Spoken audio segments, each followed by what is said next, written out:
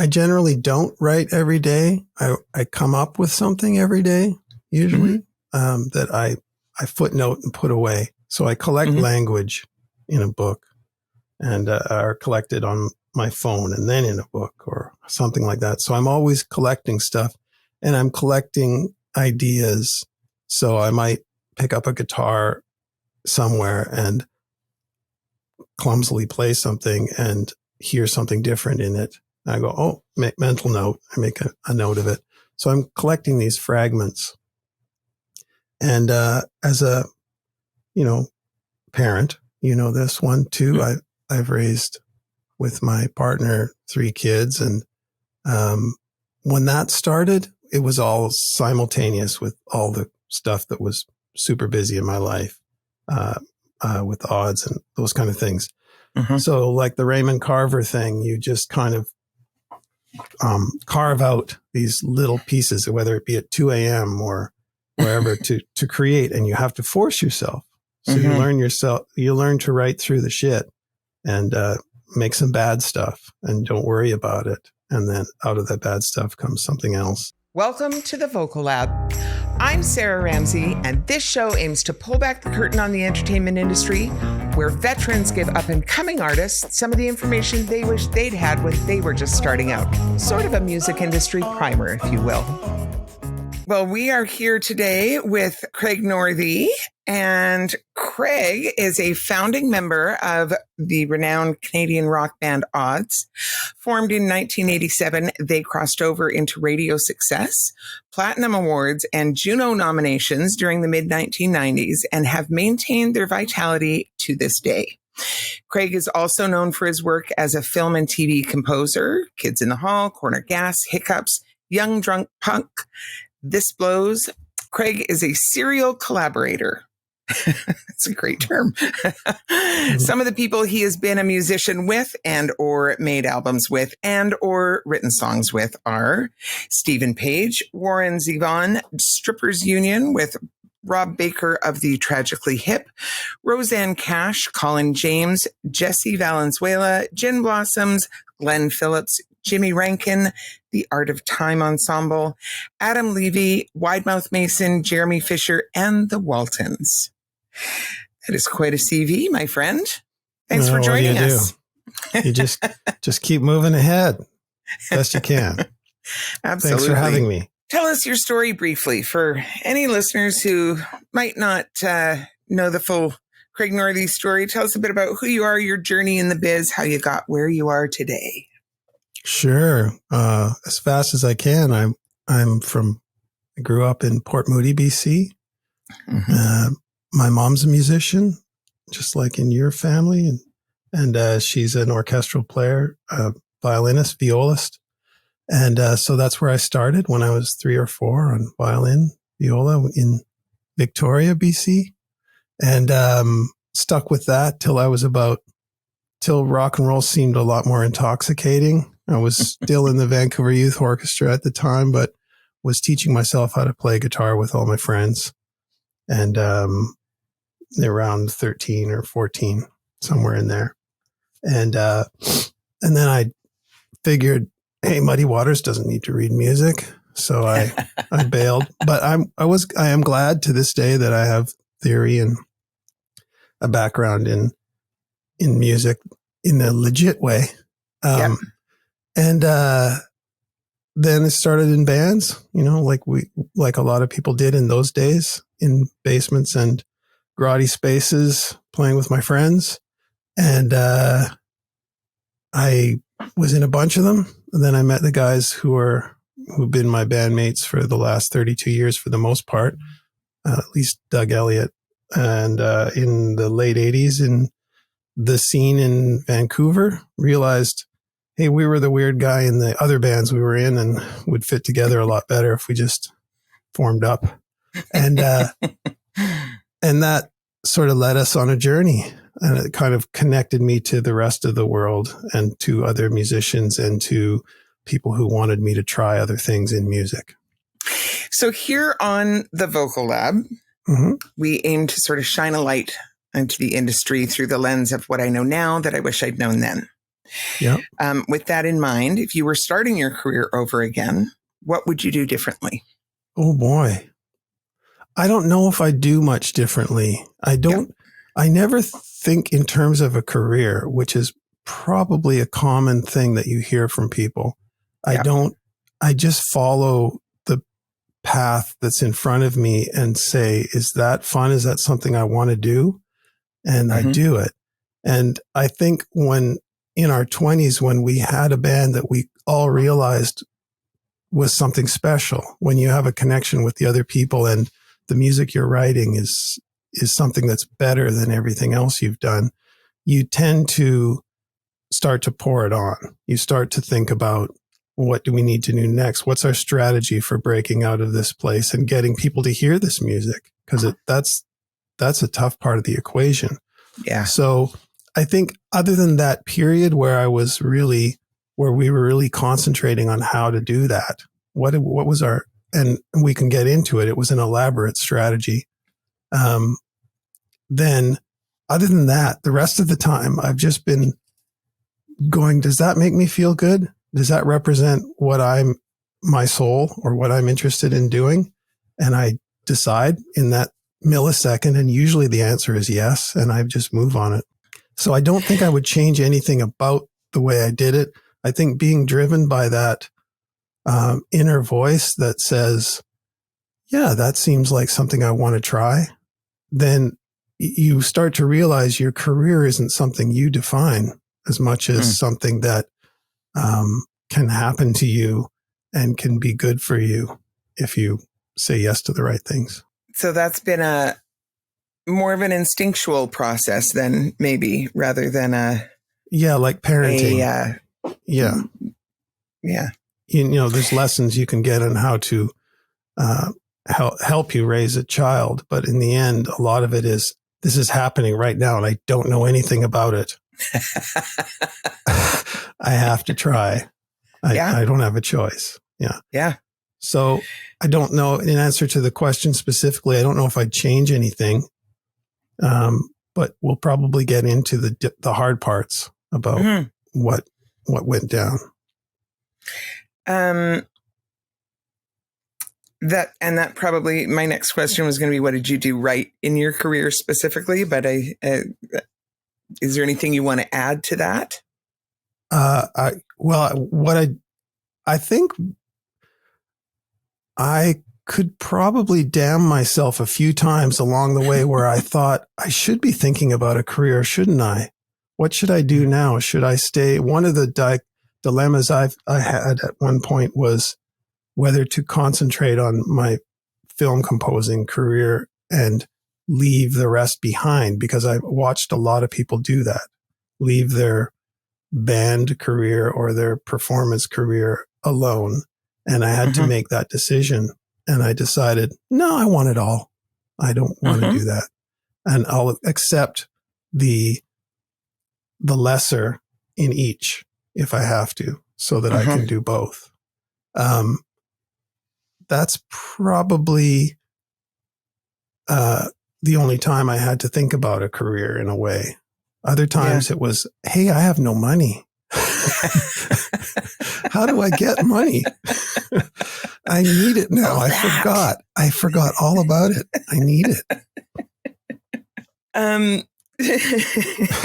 So we are, you actually made reference to this a second ago. We are in an industry that sees like wildly differing levels of education and theory to supplement talent. Yeah. Some have formal education and some completely self-taught musicians. So do you want to talk a little bit about what your musical education looked like and how that really has impacted your work? It was that childhood passion for music that drove it. Like I would, as a kid, watching my mom, who I really took after her in terms of my path, I loved going to the rehearsals. She's a symphonic player, and I'd sit with my Hardy Boy book at the back and want to play the timpani mostly, but just that was my daycare. She didn't have the resources to have daycare. So there were all these little kids at the back of the rehearsals. And so it was just like following what your parent did. And she suggested the path. She initially taught me, and then she passed me off when I was too difficult for her, because parent-child relationships are tough in that teaching thing. So she passed me off to the next great teacher and the next great teacher. And that was a formal classical education as a child up until I was 15 or 16, I guess. So I took, it was all laid out for you, that path. But I wasn't as passionate about that music in the end.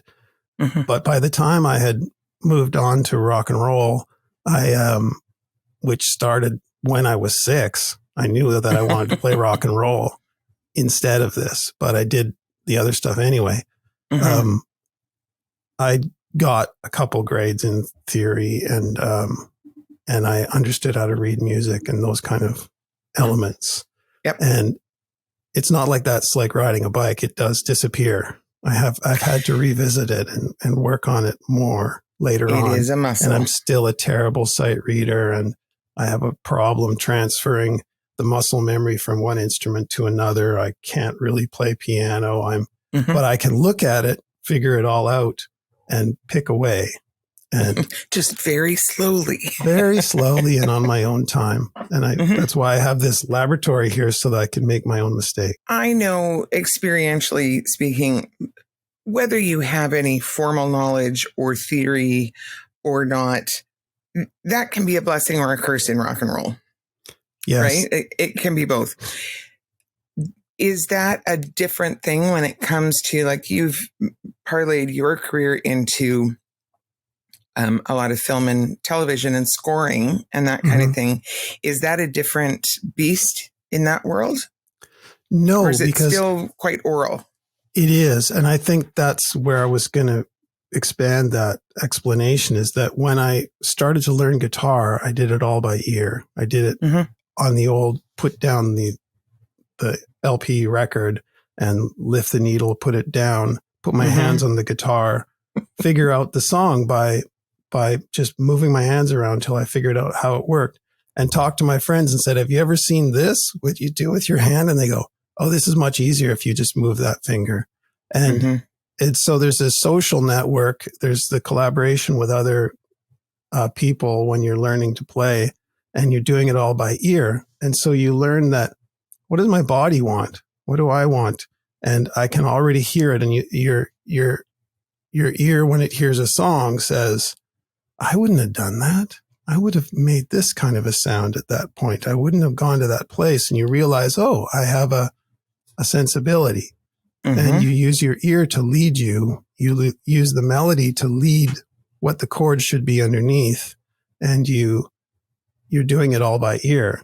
And I think that is employed in the film work, in everything I do. I do it all by a sense of what I want to feel.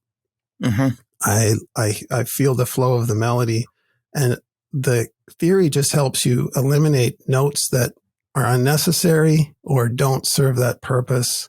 It helps you weed through it and understand this would actually focus what I'm doing.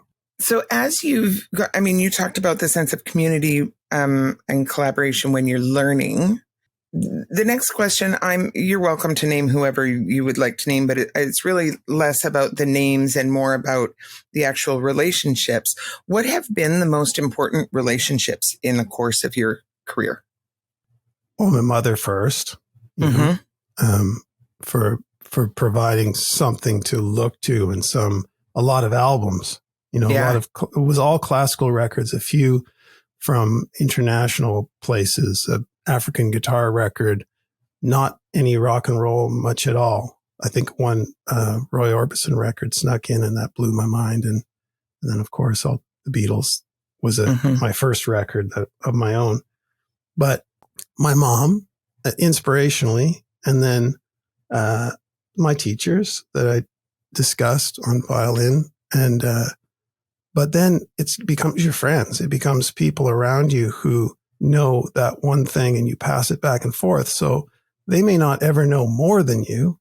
They know something different. They looked at it a different way. They found a secret. And now there's YouTube. for people Yeah. who don't have that. And especially through the pandemic, if you want to figure out some of those secrets, it's pretty easy. There's so much information. It was like a secret art when I was a teenager. I'm older for all you people out there. And so it was in the 70s, the early 70s, the late 60s, trying to figure out stuff. I suppose I started in the early 70s, so I won't date myself that far back. But yeah. So I was living in the 60s. That it was more of a secret. It was harder to do that. You had to go hang out at the music store, literally go in there and see someone else pick up a guitar. If you didn't, I would go there on weekends, and some teenager who was older than me would pick up a Les Paul and just rip something. And I go walk right over there and say, do that again. It was sort of like hockey players watching somebody make a move and go, do that again. And then you imitate it. That's how you learned. So the friends, so back to your question, that did that with me. And then once you're in a band and you have, like Stephen Drake, who was in the odds with me, I learned immeasurable amounts about how to play the guitar from Stephen just by watching, and by him saying, oh no, I'm doing this, or us writing parts for each other or in the early days. Yeah. I would say, I'd like you to play this. And he'd say, yeah, modify it, make it his own. And he'd say, I'd like you to play this. And I go, wow, that's something I wouldn't have thought of. So then you start to think of that the next time. Oh, that was an interesting thing he did. And that's how you learn by osmosis. Yeah. So those are the important ones. And it continues to this day from everyone I play with. I learn something. You've collaborated with a lot of other artists over the years, and that has to come from a place of community and mutual respect and support rather than competition.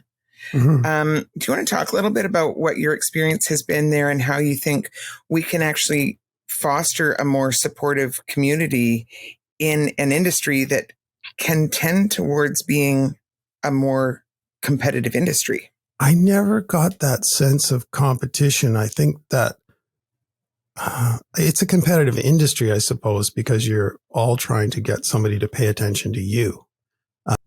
I never got that sense amongst other musicians. I never got the sense that there was a competition between me and them. And perhaps I'm naive, but I think we used to make a joke about that the public thinks that all the bands hate each other, and the Oasis and Blur thing is how it works for everybody. But I always was supportive of everything I saw. I mean, musicians can be a little bit catty and judgmental if you don't push the right buttons for them as a musician. But I always had such a respect, I think, growing up with musicians for how hard the work is and what they do, that I just felt like I can learn something from that person. How to foster that attitude in the community, I don't know. That's fair. I think for musicians to just realize that music is music, that it's genre wise, what you do, the intentions that you have are pure in what you do. And I think for me, authenticity is important. It's quite an important part of my own music listening, and who I am. If I sense that you're in it for the music, then I really love it. I don't care what kind of music it is. If I sense that you're in it for a career first, then I'm really not interested. It sort of turns me off the music. So that's important to me as a listener. And I know it's different for everybody. Some people couldn't care less about that factor as a listener. And so my next question is going to be about, what do you think creates a career with longevity? That actually dovetails nicely into your last answer. Right. And whether you think those things are mutually exclusive. Yeah. I honestly am really happy that I'm still doing this. I'm really happy about it, and somehow baffled at times. I think that attitude that I just described probably is a reason that I'm still doing it. And it's really hard to keep me down. I don't see everything as a failure. If a record comes out and nobody hears about it, it's not really anybody's fault. It's the fact they didn't get to hear about it, but 10 people did, or 1,000 people did, and they sort of stick by you. It's okay by me. Yeah. I think people, when sometimes it's funny to be in a band like Odds, where you're kind of a cult thing in a way in a lot of markets in the States and in places in Canada. People see it in any number of ways, but you're not at a Celine Dion level or a Michael Bublé level or Bryan Adams level. You're at your thing. And they say, well, I wish you guys could have really just been successful. You know, somebody will say that to you. And I say, well, it's funny. I do feel really successful. You know, I feel that that I've had a really great time, you know? Yeah. So, it's how you look at it. Well, and how you measure success. I think that actually brings up a really important point about how you measure success. And one of the things that I really appreciate in all the pieces you're describing about your musical journey is that it's really clear that first and foremost, you're there because of the joy that you get in your relationship with music. Yeah. That's the starting point and the end point, and everything else is sprinkles. Exactly. And I think it's an age-old cliche that if you'll never work a day in your life if you choose something that you like. It can be terrible, and I can not notice sometimes. You know, and other times I can really notice.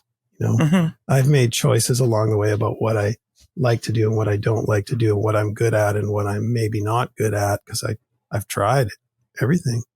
How did you transition from that? And I know, like, in terms of a timeline, it wasn't you did one and then you stopped and you did the other. It really was meshed and crossed over. But that transition from being a live performer into working in film and TV and scoring, how did you move from one into the other? Yeah. In the mid 90s, after the band had some success, people started to come forward to me with ideas. And I started a career for a while as a staff writer as a result of Roseanne Cash just phoning me out of the blue. Her and her husband, John Leventhal, were fans of the album we had made and said, could you write a song for me? And I said, yeah, sure. And it worked out. And so that sort of began oh, well, maybe I can do that with other people. I'd really only done it in the bands that I was in, with the person in the band that I was in. Maybe I can apply that same stuff to that. And that began that side chain of events. And almost at the same time, our friends, you know, our band was really into comedy. And we made friends with the Kids in the Hall, which is a comedy troupe from Toronto who most people know about by this point. And they had come to Vancouver and were playing our album on their first tour as the walk-in music. And Byron Lonneberg, who has worked for us at that point for ages, was over there working on the show and said, who decides on this music? And their sound guy, Al, said, well, they do. They love this record. And he said, well, I work for this band. Do they want to meet them? And he said, yes, bring them down there was 2 show nights. So that's how we met. We were next door. Our band room was in the basement of the Roxy on Granville, and they were at the Vogue, which is next door, for all you people who aren't in Vancouver. And we all met that night, and we've been friends ever since. And so we started ideas of collaborating, and they made a video with us. They made another video with us. And then in 95, when they got a feature film, they asked me, "Can you score films?" And I said, "Yeah." I'd never done one in my life. So there became a critical and harsh learning curve right away. And that's how I got involved. I just threw myself in the deep end and almost died. And it was just the movie I made called Brain Candy, my first feature film for them, for Paramount, is legendary for its troubles. And so on top of their interpersonal troubles and everything that was going on, making that film that was difficult, I was sitting in the basement of the Roxy, figuring out how to do this. And at that point, it wasn't, you had a digital workstation and somebody sent you a QuickTime movie over the internet, and you synced it up to your Pro Tools, and everything worked. You could work in sync, all non-destructive, everything happened, and then you sent it back to them after you finished. It wasn't that easy. It was way more complicated with the machines and the technology and FedEx. And anyway, that's how I got involved in that.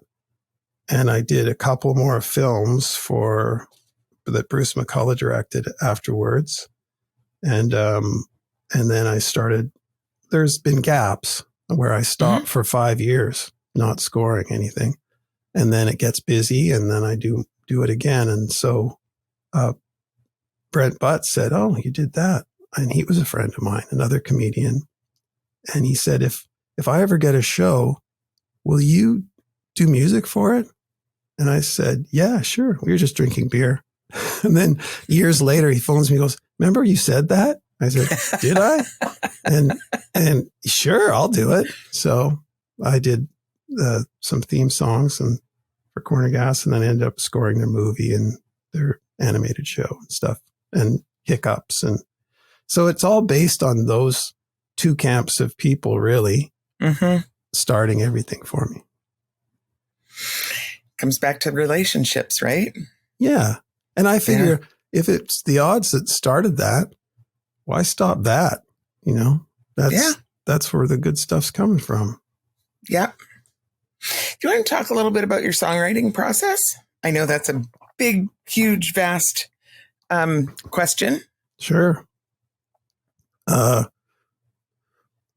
process, meaning I'm sitting here in this chair, I got nothing. What do I do? Because I feel like I would like a song. Yeah.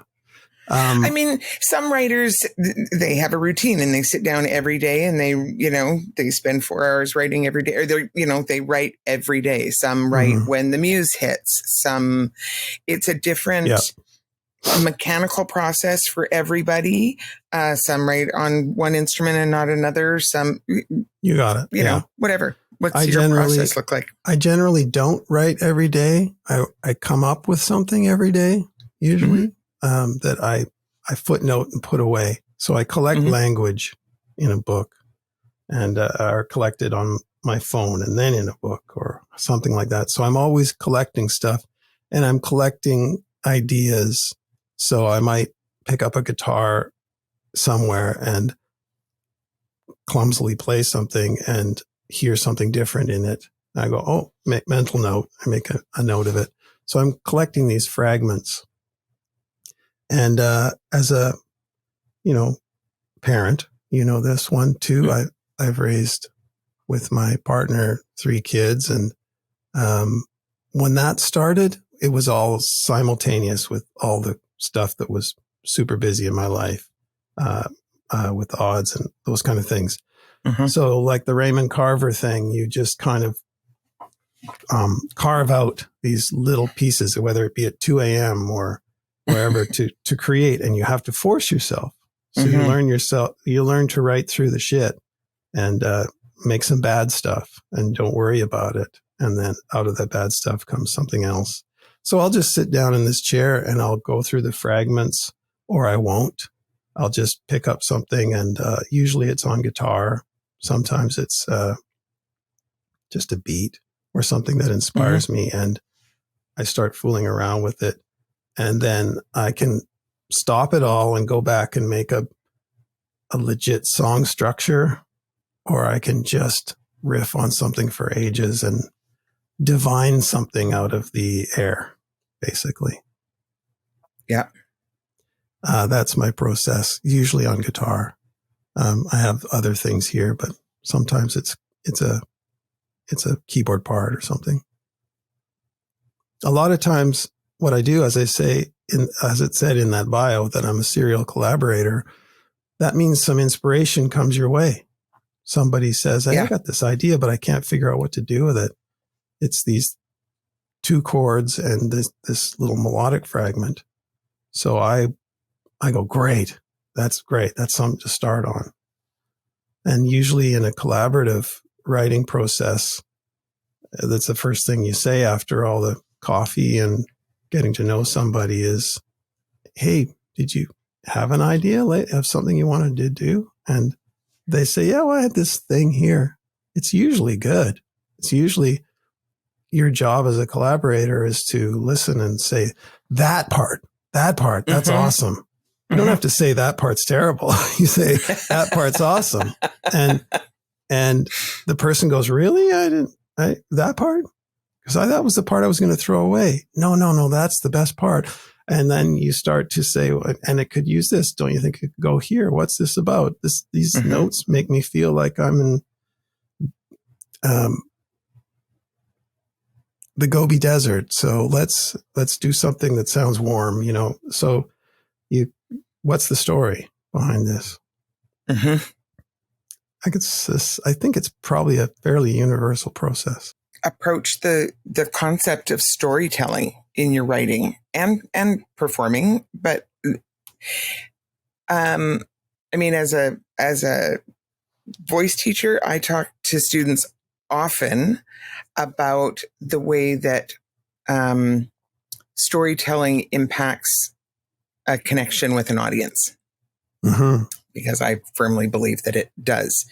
And I think that shows up in both the songwriting and also in performance, because I think those are both storytelling vehicles. I like that question. It's an awesome idea.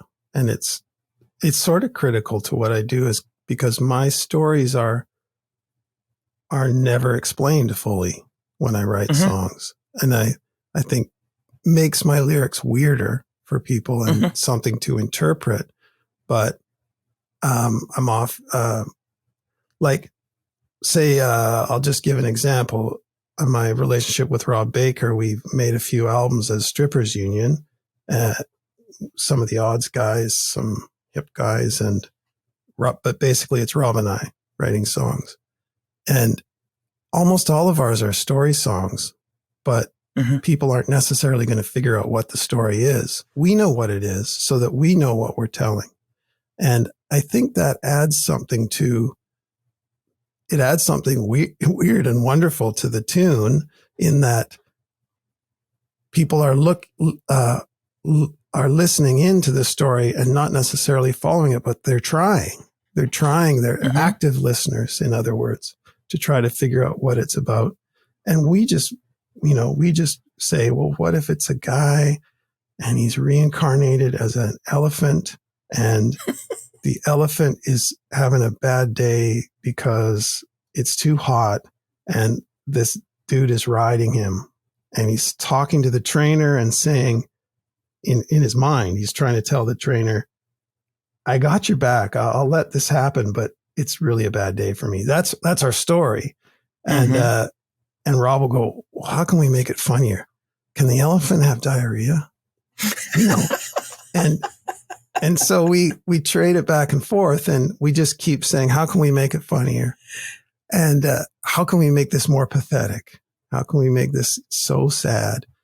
We have these agendas of pushing the envelope and punching it up for each other. Mm-hmm. You know, well, that joke didn't quite land. So let's change those two words. And then everybody listens to it and says, this is a beautiful love song. You go, thank you. Thank you. Because you never said it was an elephant, you know? Right. You never said it was a relationship song in the end. So it's that weird with what we do, mm-hmm. but we're deadly serious about that elephant. We're deadly serious about what's going on because we're creating this world. And that's often when I look back at all the things I've written, they're a little bit cryptic that way because I'm not explaining everything. I don't think it's your responsibility to. Although Harry Chapin or great story songwriters do. They do explain everything in a story song. You know, I think that's very much two different styles of songwriting, and it creates two different styles of listening too. Mm-hmm. One where you are, the story is very much spelled out, and I think that as listeners, we listen envisioning ourselves as the main character. Yeah. So when the story is very much spelled out, we are envisioning ourselves in that story step for step, word for word. When the story is cloaked in metaphor and fragmented and you're only getting bits and pieces, it creates a much more active listening relationship because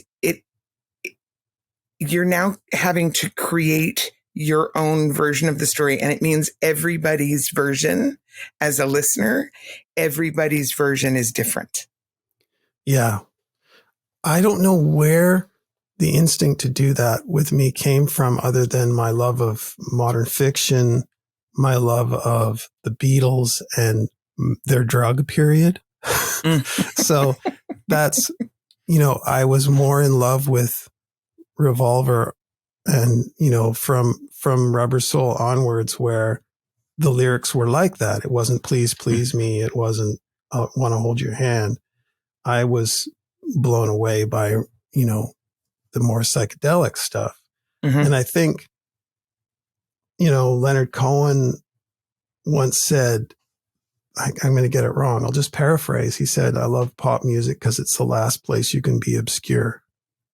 Mm-hmm. And you'd think, oh, coming from him, that's really strange. But it was true. It was a place you can give depth, like you were saying, something to go looking for. And oftentimes, I don't know what I'm talking about. Mm-hmm. It just feels good. And I think that's the window in for people who don't listen the way you were saying, where they're trying to figure out the story. Some people aren't. They're just listening to the beat. It's doing something to them, and they hear the three words in the chorus that just stick in the earworm, and they discover the rest later. Maybe never. Even the guys in my own band, they'll come to me 20 years after playing a song for 20 years and say, I just realized how good that was and what you're saying. I go, thanks. It was more important, the feeling that the song gave them. Yep. Yeah. And so it actually astounds me when I listen to music with my husband, who is a guitar player and singer. But he hears the song as a whole, and he hears the guitar, mm-hmm. and he hears the melody, but he doesn't hear the words. He cannot tell you what the words to, other than maybe like the hook line, mm-hmm. but he can't tell you the words to the song. I'd say many people, like Susan Rogers, who worked with Odds on a couple of albums, a brilliant producer, engineer, has written a book. She's a PhD in neuroscience and in cognitive behavioral stuff with music. And her book is called This Is What It Sounds Like.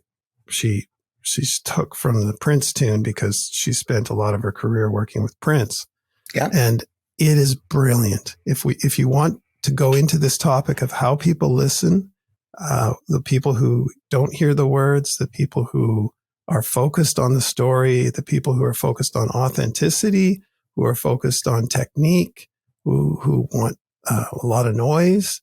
It's why people listen in different ways. And it helps you by giving examples and getting something to listen to while you're reading the book. Explore why you like what you like and why someone else likes what they like and why everything is valid. And it's a beautiful book. So I encourage everyone to pick it up. That's fascinating. And I will link that in the show notes for people to find that easily. That's fascinating. I'm going to read that. It'll really help you with your partner, because it's you realize I got to let them off the hook. I totally get it now. Thanks for joining us today. That was actually just part 1 of our interview. And I would love it if you come on back Thursday to catch part 2. Can't wait to see you then.